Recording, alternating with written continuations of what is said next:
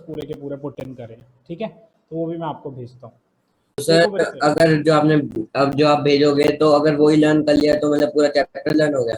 Almost मतलब जो major major question हैं वो तो हो जाएंगे, लेकिन ऑब्वियसली बीच में से बड़े सारे क्वेश्चन बनते हैं, तो उसके लिए आपको एक और असाइनमेंट में शेयर करूंगा, वो आपको करनी तो सर आज ही कर दोगे?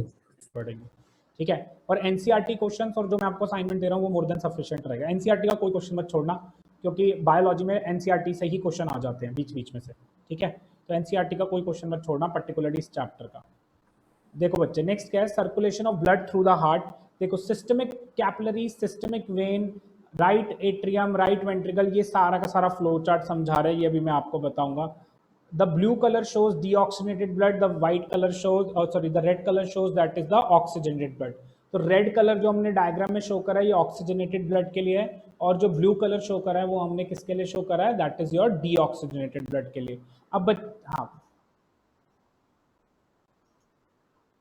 क्या क्या क्या,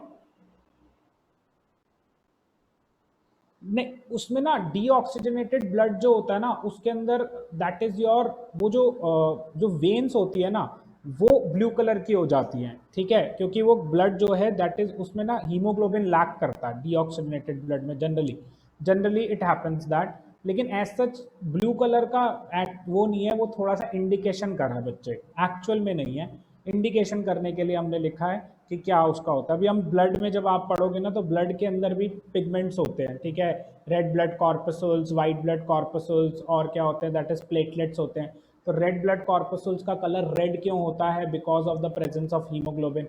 वाइट ब्लड कॉर्पसूल्स जो होते हैं उनका कलर रेड नहीं होता क्योंकि उनमें हीमोग्लोबिन है। फिर एक प्लाज्मा स्टेट भी होती है। अभी आप आगे जाओगे ब्लड के बारे में भी हम पूरा स्टडी करेंगे कि ब्लड के कौन कौन से पार्ट्स हैं और वो क्या क्या कलर उसको प्रोवाइड करते हैं, ठीक है, अभी तो वो कुछ भी आप। लिखवाओगे? हाँ जी, हाँ जी। सर अभी कुछ लिखवाओगे? नहीं अभी मैं लिखवाऊंगा, अभी 2 मिनट बाद, ये पहले समझा के फिर आपको सारा लिखवाऊंगा, ठीक है बच्चे। देखो सबसे पहले आ जाते हैं फंक्शंस ऑफ सर्कुलेटरी सिस्टम और blood. First, blood transports oxygen from lungs to body, carbon dioxide from body to lungs. This is important क्योंकि एक दो बार भी अभी पिछले साल क्वेश्चन आया था, what are the functions of the blood.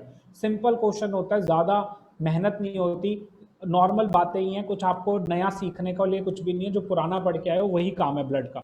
तो ब्लड का फंक्शन क्या है, ऑक्सीजन का ट्रांसपोर्टेशन करना, ठीक है, साथ में कार्बन डाइऑक्साइड का ट्रांसपोर्टेशन करना। ऑक्सीजन का ट्रांसपोर्टेशन कहाँ से कहाँ करेगा, लंग्स टू बॉडी, और कार्बन डाइऑक्साइड का ट्रांसपोर्टेशन कहाँ करेगा, बॉडी टू लंग्स। यस वंश, बोलो बेटा।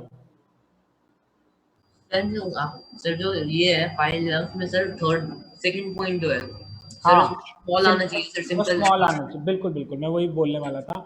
Blood transports food from small intestine to body, तो ये ट्रांसपोर्टेशन ऑफ फूड करता है। हार्मोन्स का ट्रांसपोर्ट करता है फ्रॉम ग्लैंड्स टू ऑर्गन्स। अब आप पूछोगे हार्मोन्स क्या होते हैं, हार्मोन्स क्या होते हैं, दीज आर केमिकल मैसेजेस। ये केमिकल मैसेजेस जो होते हैं ये आपके कुछ पर्टिकुलर ग्लैंड्स होते हैं, ग्लैंड्स और स्मॉल ऑर्गन्स जिनका काम होता है केमिकल रिलीज करना।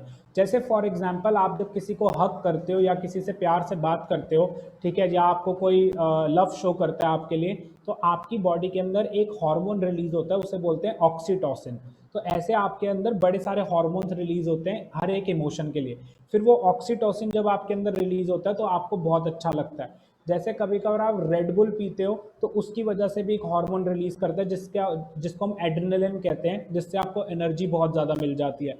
या कभी कभार आपको बहुत ज़्यादा गुस्सा आ जाता है तब भी एड्रेनलिन रश होता है, क्योंकि आपके अंदर एक हार्मोन रिलीज होता है एड्रेनल, जिसकी वजह से आपके अंदर बहुत सारी सर एनर्जी ड्रिंक में ऐसी कौन सी चीज होती है ऐसी कौन सी चीज होती है जिस वजह से वो हमें एनर्जी मिलती है? हाँ, वो मैं वही बता रहा हूँ कि आपके अंदर एक ग्लैंड होता है, उस ग्लैंड को बोलते हैं adrenal gland.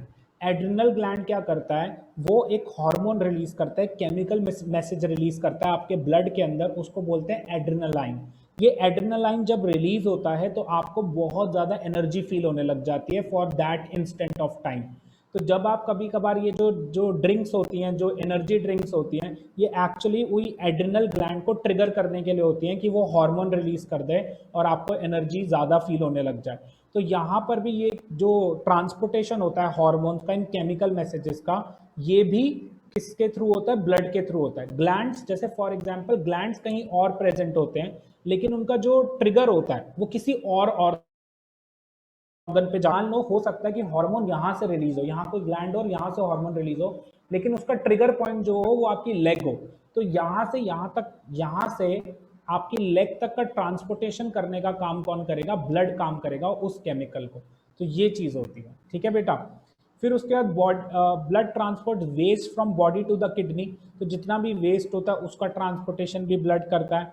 Blood protects us from many diseases, वो बड़ी सारी डिजीजेस से हमारे को प्रोटेक्ट करता है। और ब्लड जो है आपका बॉडी टेम्परेचर मेंटेन करता है 37 डिग्री सेल्सियस पे। अब आप पूछोगे सर ये 37 डिग्री सेल्सियस कहाँ से आ गया? गाइज आपका normal body temperature degree Celsius में 37 ही होता है। आप जब इसको कन्वर्ट कर देते हो फ़ारेनहाइट में तो 98.4 डिग्री फ़ारेनहाइट्स होता है। तो वो जो आप थर्मामीटर यूज़ करते हो उसमें दोनों टेम्परेचर की रेंज दी होती है, डिग्री सेल्सियस भी दिया होता है और साथ में फ़ारेनहाइट भी दिया होता है। तो जनरली आम तौर पे हम 98.4 डिग्रीज बोल देते हैं, लेकिन हम उसका स्केल नहीं बताते कि कौन सी टर्म से मेजर कर रहे हैं, तो वो एक्चुअली फ़ारेनहाइट होता है। तो आप फ़ारेनहाइट में अपने टेम्परेचर को मेजर करते हो, तो आप सबने वो सीखा होगा कैसे फ़ारेनहाइट को जो डिग्री सेल्सियस को फ़ारेनहाइट में चेंज करते हैं, 9/5 इंटू डिग्री सेल्सियस प्लस 32, उस वाले फॉर्मूले से हम चेंज करते हैं। तो जो भी आप थर्मामीटर में मेजरमेंट करते हो वो 98.4 डिग्रीज फ़ारेनहाइट्स होता है। अगर आप उसको कन्वर्ट करके देखो डिग्री सेल्सियस में, that is your 37 degree Celsius.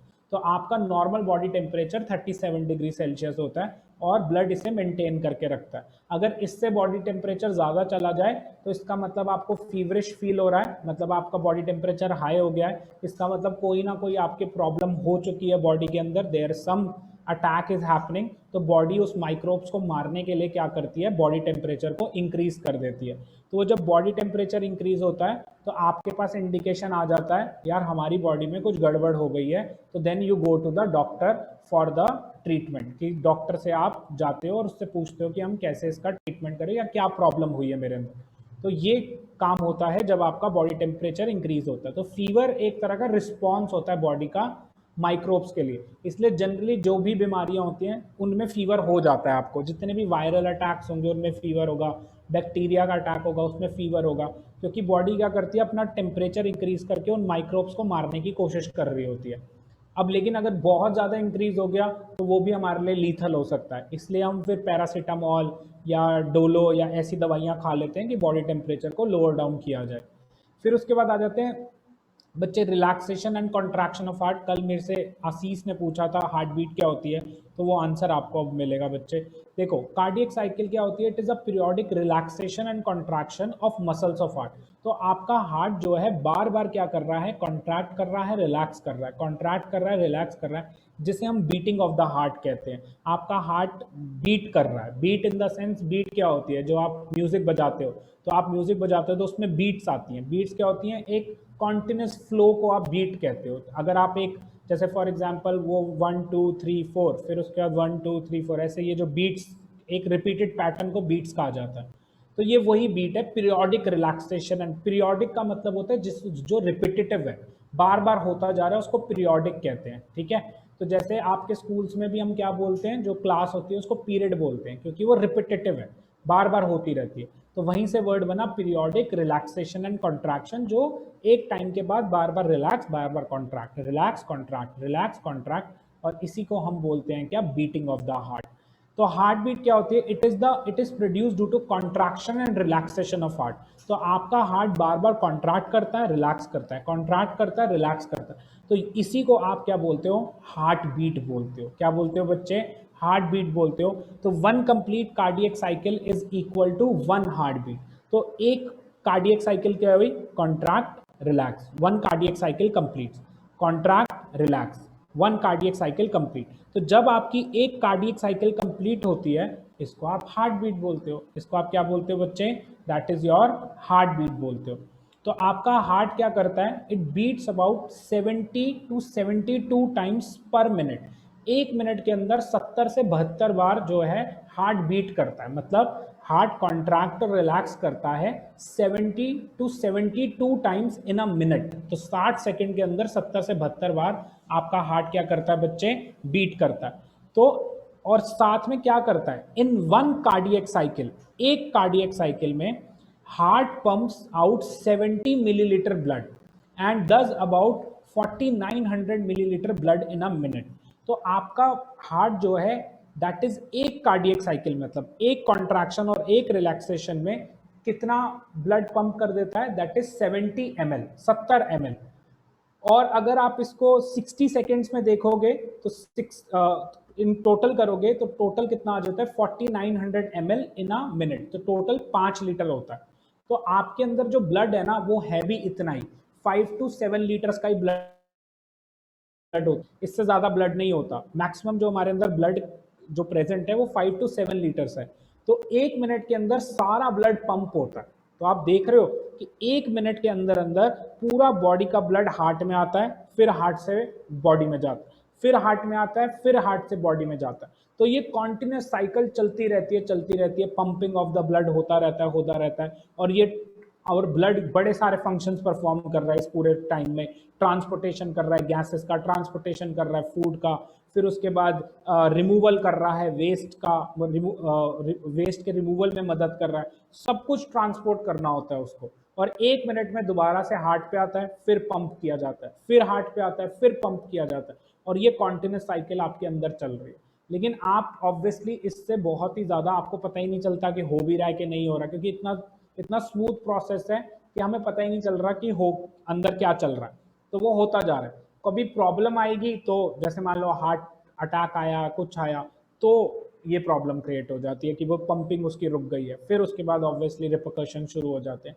तो ये होती है heart beat, that is the contraction and relaxation of heart per minute, आप कह सकते हो, उसको हम हार्ट बीट कहते हैं। और एक कंप्लीट साइकिल में एक कॉन्ट्रैक्शन, एक रिलैक्सेशन, एक साइकिल होती है। एक साइकिल में 70 millilitre of blood is pump, ठीक है। और टोटल एक मिनट के अंदर टोटल कितना ब्लड पंप हो जाता है, ऑलमोस्ट 5 लीटर्स ऑफ ब्लड। और वही ब्लड आपके अंदर है 5 से 7 लीटर। उसके बाद नेक्स्ट आ जाते हैं पल्स पे। Pulse is the periodic movement of artery due to periodic forceful movement of blood through it. तो पल्स क्या होती है, जो डॉक्टर जनरली यहाँ पर ऐसे के देखते हैं, तो वो आपको, अगर आप कभी डॉक्टर के पास जाओगे तो वो बहुत ज़्यादा तेज से दबाता है, ठीक है। तो बहुत अंदर की तरफ ऐसे दबाता है थोड़ी देर के लिए, और ऐसे हाथ रख के आप पर बैठ जाता है, और कम से कम 1 मिनट, आधा 1 मिनट वो देखता है कि क्या हो रहा है। तो वो क्या होता है कि आर्टरीज जो होती हैं, वो जब उनमें से ब्लड पास करता है तो आर्टरीज की जो वॉल्स हैं वो थोड़ा सा क्या करती हैं, that is your periodic movement show करती हैं, वो भी एक तरह से बीट कर रही होती हैं। तो वो डॉक्टर क्या कर रहा होता है, उसी बीट को काउंट कर रहा होता है। इसलिए वो बैठ कर क्या करता है, पहले ऐसे करेगा, फिर उसके बाद घड़ी देखेगा। जनरली डॉक्टर्स क्या करते हैं, अपनी घड़ी उल्टी पहनते हैं, कभी आप नोटिस करना, they generally wear the watch that is in a opposite direction, और वो ऐसे करके बैठ जाता है, ठीक है। और फिर टाइम देखता रहता है और इसको काउंट करता रहता है। अगर वो 70 से 72 टाइम हो रहा है तो वो कहता है हाँ सब कुछ नॉर्मल है। अगर नहीं हो रहा तो उसको समझ आ जाता है यार इसका हार्ट बीट में कोई प्रॉब्लम है। तो वो फिर उस डिजीज को देखता है कि जिसका सिम्टम हार्ट बीट पे पड़ता है। फिर उसके बाद 1-2 चेकअप्स और करता है, फिर सिम्टम्स पहचानता है, फिर सिम्टम से जो अपनी नॉलेज होती है, प्रीवियस नॉलेज, उसके हिसाब से पहचान लेता है, अच्छा ये बीमारी होगी इसको। फिर वो कहता है, फिर 3-4 क्वेश्चंस पूछेगा आपसे, फिर अल्टीमेटली वो कंक्लूजन पे पहुंच जाएगा कि भाई ये प्रॉब्लम हो सकती है, फिर उसकी दवाई दे देता है। तो pulse is the periodic movement of artery due to periodic forceful movement of blood through it. तो ब्लड जब उससे जाता है तो हाई प्रेशर ब्लड जा रहा है, तो आर्टरीज की वॉल्स भी क्या करती हैं, बीट करती हैं, और उस बीट को हम क्या बोलते हैं, पल्स बोलते हैं। क्या बोलते हैं बच्चे, पल्स बोलते हैं। तो आप जब भी डॉक्टर के पास जाओगे तो वो क्या करेगा, पल्स चेक करेगा, पल्स चेक करेगा, नहीं तो आपको ऐसे स्टेथोस्कोप लगा के हार्ट बीट चेक करेगा कि उससे रिलेटेड कोई प्रॉब्लम तो नहीं हो रही। फिर उसके बाद आप यहाँ देख रहे हो, दैट इज ये जो आपके सामने है, ये डायस्टोल और सिस्टोल होता है। डायस्टोल और सिस्टोल क्या होता है, वो जो ब्लड प्रेशर मॉनिटरिंग मशीन्स होती है ना, उसमें 2 चीज़ें होती हैं, एक डायस्टोल, एक होता है सिस्टोल। तो उसी को समझाने के लिए कि होता क्या है, एक बार इसको देखो, फिर मैं आपको समझाता हूँ। फर्स्ट देखो बच्चे, the ventricles fill with blood. तो ये आपका एक हार्ट है, ठीक है। At the ventricular diastole the atria contract completing ventricular filling. ये कुछ नहीं है, ये बेसिकली बता रहा है, वो जो हमारा ब्लड प्रेशर मेजरिंग मशीन होती है ना, वो सिस्टोल और डायस्टोल को मेजर करती है। तो वो आपके ब्लड का प्रेशर होता है।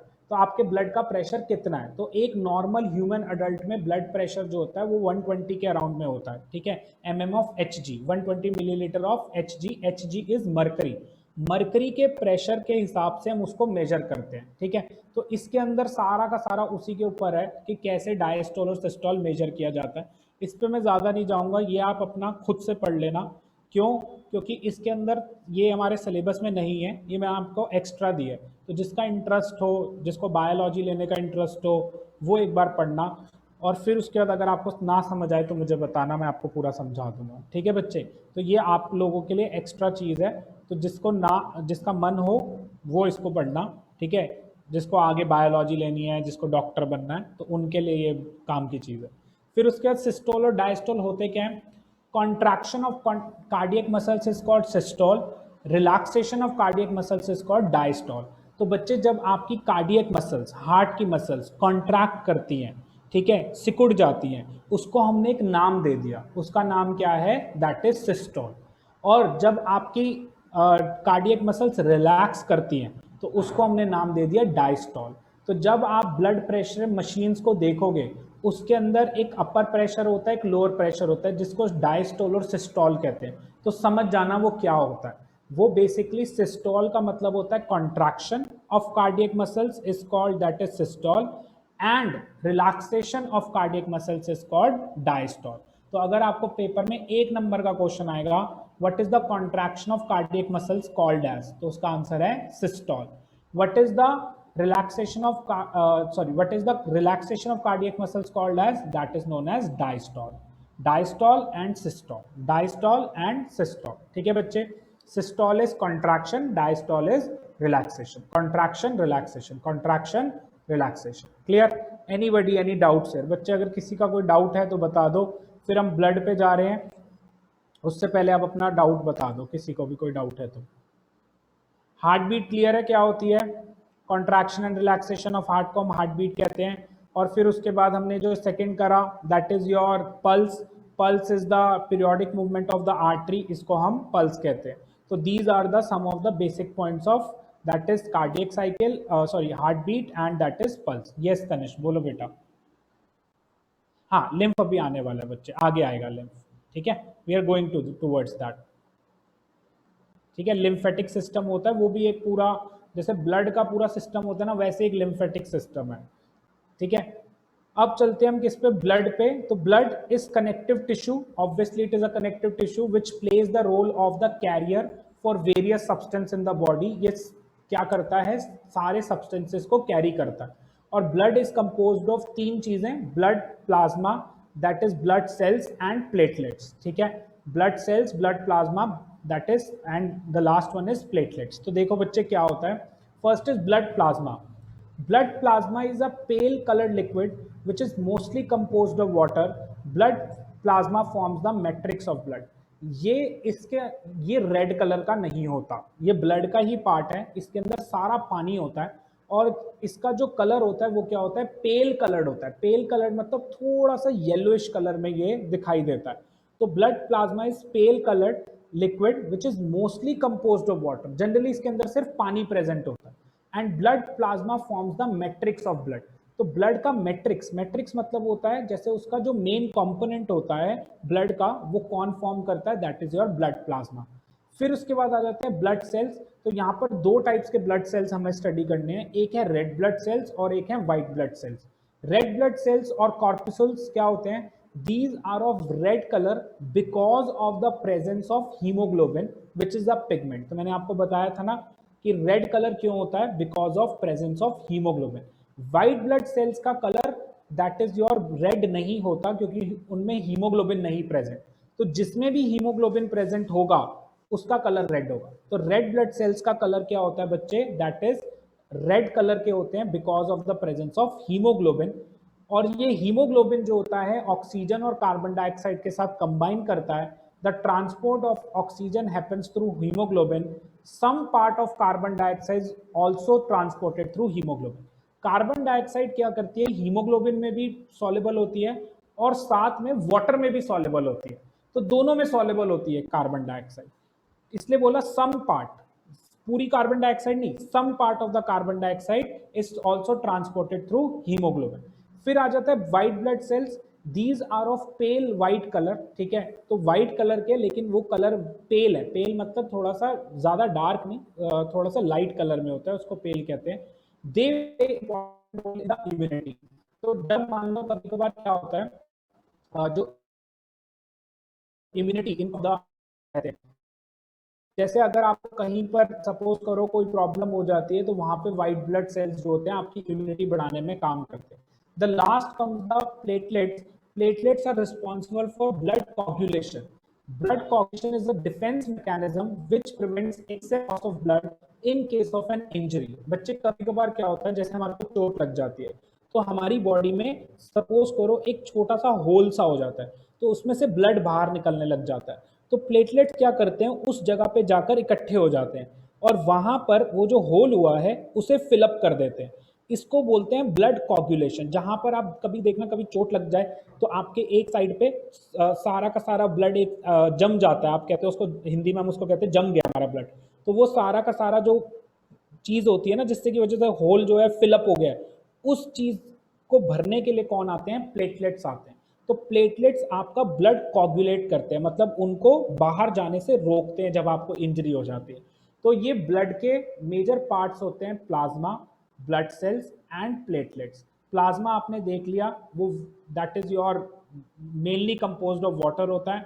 ब्लड सेल्स दो टाइप के होते हैं, red blood cells and white blood cells, जिसमें रेड ब्लड सेल्स का काम क्या होता है बच्चे, that is they are red in colour because of the presence of haemoglobin. Then there are white blood cells which are pale white in colour, ठीक है, और इनका काम होता है इम्यूनिटी बढ़ाना। And the last one is platelets, जिसका काम होता है ब्लड को कोagulate करना। ब्लड को क्या करना, कोagulate करना जब आपको इंजरी हो जाती है। तो this are the structure of the blood, इसको हम क्या बोलते हैं, स्ट्रक्चर ऑफ द ब्लड। फिर लास्ट में आ जाता है आपका लिम्फेटिक सिस्टम। आपने पूछा था लिम्फेटिक सिस्टम क्या होता है, ये बड़ा इंटरेस्टिंग है और टीचर्स का फेवरेट बना हुआ है लिम्फेटिक सिस्टम आजकल। तो ये पूछने लग गई हैं कि लिम्फेटिक सिस्टम क्या होता है, जनरली इस पे ज़्यादा फोकस रहने लग गया आजकल। तो पिछली बार भी लिम्फेटिक सिस्टम पे एक दो क्वेश्चन आए थे। तो बेस बहुत ही आसान सा है, ज़्यादा मुश्किल नहीं है, ध्यान से समझोगे समझ आ जाएगा। देखो हो क्या रहा है, जब आर्टरी से सामान जो भी मटेरियल है वो कैपिलरीज से कहाँ जा रहा था, सेल्स में जा रहा था। कभी कभार क्या होता है कि ये ट्रांसपोर्टेशन सक्सेसफुल नहीं होता, वेस्टेज हो जाती है, ब्लड की वेस्टेज हो जाती है। तो ये जो वेस्ट ब्लड होता है ना, ये क्या करता है, टिश्यूज के बीच में जाकर इकट्ठा हो जाता है। तो ये ब्लड क्या होता है, ट्रांसपोर्टेशन करते वक्त वेस्ट हो जाता है। ये कुछ ऐसा है जैसे मान लो कि मैं एक पाइप है, उस पाइप से मैं दूसरी चीज के अंदर ट्रांसपोर्टेशन कर रहा हूँ, ठीक है। अब कभी कभार अगर आपने देखा होगा, जब पेट्रोल डाल रहे होते हैं ना, मतलब वो जब जनरली हम क्या करते हैं, दैट इज योर, कभी किसी ने अगर किसी की गाड़ी में पेट्रोल खत्म हो जाता है स्कूटर में, तो बॉटल से पेट्रोल डालते हैं। तो वो पेट्रोल कभी कभार क्या होता है, बाहर की तरफ गिर जाता है, अंदर नहीं जाता। तो वो जो पेट्रोल होता है वो वेस्ट हो जाता है। तो सिमिलरली यहाँ पर भी यही होता है, जब ब्लड से चीजें ट्रांसपोर्टेशन होती है तो सारा का सारा ट्रांसपोर्टेशन सही नहीं हो पाता, थोड़ा बहुत जो फ्लूइड होता है ना, वो क्या होता है बच्चे, वेस्ट हो जाता है। तो उसको बोलते हैं एक्स्ट्रा सेल्यूलर फ्लूइड, कि सेल्स के बीच में थोड़ा सा फ्लूइड क्या हो गया, इकट्ठा हो गया, वेस्ट हो गया। अब वो जो वेस्ट ब्लड होता है ना, उस ब्लड को हम क्या कहते हैं, दैट इज योर लिम्फ कहते हैं। उसको हम क्या कहते हैं, लिम्फ कहते हैं। और वो जो ब्लड होता है उसके अंदर रेड ब्लड सेल्स नहीं होते, तो उसका कलर जो है रेड नहीं होता, उसका कलर थोड़ा सा येलोइश लिक्विड होता है। तो वो जो वेस्ट ब्लड होता है, जो ट्रांसपोर्टेशन करते वक्त गलती से स्पिल आउट हो गया, उस स्पिल आउट ब्लड को हम बोलते हैं लिम्फ। अब वो ब्लड भी इंपॉर्टेंट है, क्योंकि भले ही वो वेस्टेज है, लेकिन ब्लड की वेस्टेज वो है तो एक्चुअली में ब्लड ना। तो फिर उसके लिए एक बॉडी में पूरा सिस्टम है जो उस वेस्ट ब्लड को दोबारा से आर्टरीज वेन्स के अंदर दोबारा से उसके अंदर डाल देता है। तो उस पूरे सिस्टम को हम बोलते हैं लिम्फेटिक सिस्टम। उसको क्या बोलते हैं, लिम्फेटिक सिस्टम। तो देखो अब आपको समझ आएगा, lymph it is similar to blood but RBCs are absent in lymph. तो मैंने आपको कहा ना, है तो ब्लड का ही पार्ट, लेकिन उसके अंदर आरबीसीज प्रेजेंट नहीं होते। तो it is similar to blood, तो ब्लड जैसा ही फ्लूइड है, इसको इसलिए हम बोलते हैं एक्स्ट्रा सेल्यूलर फ्लूइड भी बोलते हैं, या एक्स्ट्रा मेनली हम एक्स्ट्रा सेल्यूलर फ्लूइड बोलते हैं, या टिश्यूज के बीच का फ्लूइड बोल देते हैं। तो it is similar to blood, है तो ब्लड जैसा ही, है तो ब्लड जैसा ही लिक्विड, लेकिन इसके अंदर आरबीसीज प्रेजेंट नहीं। अब आरबीसीज ना प्रेजेंट होने की वजह से क्या होता है बच्चे, इसका कलर रेड नहीं होता।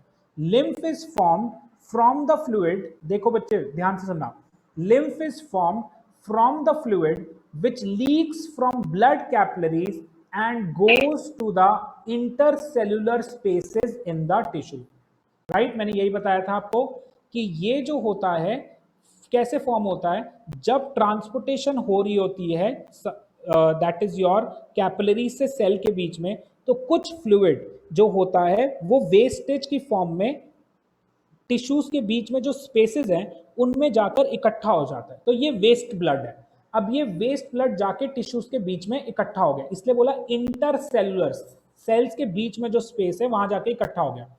The fluid is collected through lymph vessels, इसके लिए खुद की अपनी पर्सनल पाइप्स हैं, उनको हम बोलते हैं lymph vessels, and finally returns to the blood capillaries, और दोबारा से ये ब्लड कैपिलरीज में वापस पहुंचा दिया जाता है। Lymphatic system picks lymph from body parts and dumps it into the veins. अब ये आर्टरीज में क्यों नहीं डंप कर रहा, क्योंकि बच्चे जो भी फ्लूइड, जो भी blood body say that is your heart की तरफ जा रहा है, that is done by the veins, और ये भी सारा का सारा फ्लूइड जो है वो भी बॉडी से हार्ट की तरफ जाना है, इसलिए लिम्फेटिक वेसल्स क्या करती है, सारे वेस्टेड ब्लड को वेन्स के अंदर पोर कर देती है, तो वेन्स उसको दोबारा से हार्ट में ले आती हैं, तो इसकी वजह से कुछ भी वेस्ट नहीं होता। तो ये भी ध्यान रखा गया है बॉडी के अंदर कि अगर थोड़ा बहुत भी ब्लड वेस्ट हुआ तो उस वेस्टेड ब्लड को बोलेंगे लिम्फ, उनके लिए स्पेशल वेसल्स हैं जिनको बोलते हैं लिम्फ वेसल्स, और वो लिम्फ वेसल्स सारा लिम्फ लेंगी और वेन्स के अंदर डाल देंगी, वेन्स दोबारा से हार्ट पे ले आएंगी। तो इस पूरे प्रोसेस को हम बोलते हैं क्या, लिम्फेटिक सिस्टम। इसको क्या बोलते हैं बच्चे, लिम्फेटिक सिस्टम। तनिष आपको क्लियर हुआ बच्चे लिम्फ क्या है, लिम्फेटिक वेसल्स क्या है, लिम्फेटिक सिस्टम क्या है? यस तनिष पक्का? और किसी को कोई डाउट है लिम्फ में? क्योंकि समझ लो ये बहुत इंपॉर्टेंट है, आजकल बड़ा ज्यादा हॉट टॉपिक मान के चलो, ट्रेंडिंग चल रहा है, ठीक है। तो अगर आपसे डेफिनेशन आ जाए व्हाट इज लिम्फ, तो ये आपने आंसर लिखना है यहाँ पर बच्चे, it is similar to blood, RBCs are absent in lymph, lymph is formed from the fluid which leaks from blood capillaries